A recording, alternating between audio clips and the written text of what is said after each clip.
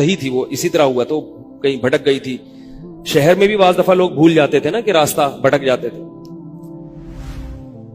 اب یہ پریشان تھا کہ میں اس کو رات کو اگر پناہ دیتا ہوں تو مجھے شیطان برگلائے گا, اور اس لڑکی کو اگر میں پناہ نہیں دیتا تو یہ کہاں جائے گی رات کو, کوئی اور اس کی عزت سے کھیلے گا. تو اس نے بہرحال اس کو ٹھکانہ دے دیا, اس کو کہا کہ آپ ادھر اس طرف جا کے سو جائیں. نتیجہ کیا نکلا ہے کہ وہ لڑکی اس کو دیکھ رہی تھی یہ کرتا کیا ہے, اس کو بھی اپنی عزت کا ڈر تھا نا کہ کہیں یہ دست درازی نہ کرے.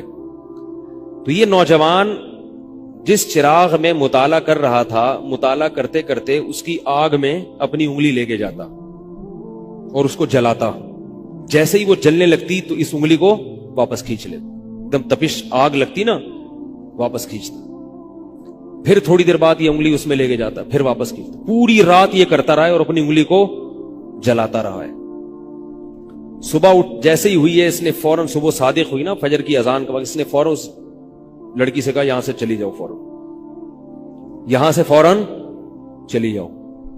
اس نے کہا اللہ کی قسم اس وقت تک نہیں جاؤں گی جب تک تم یہ معاجرہ نہیں بتاؤ گی رات تم نے کیا ہے.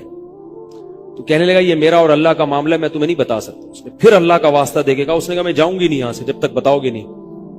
اس نے کہا شیطان مجھے ورغلا رہا تھا کہ ایک جوان لڑکی ہے, اجنبی ہے, کوئی دیکھنے والا نہیں ہے,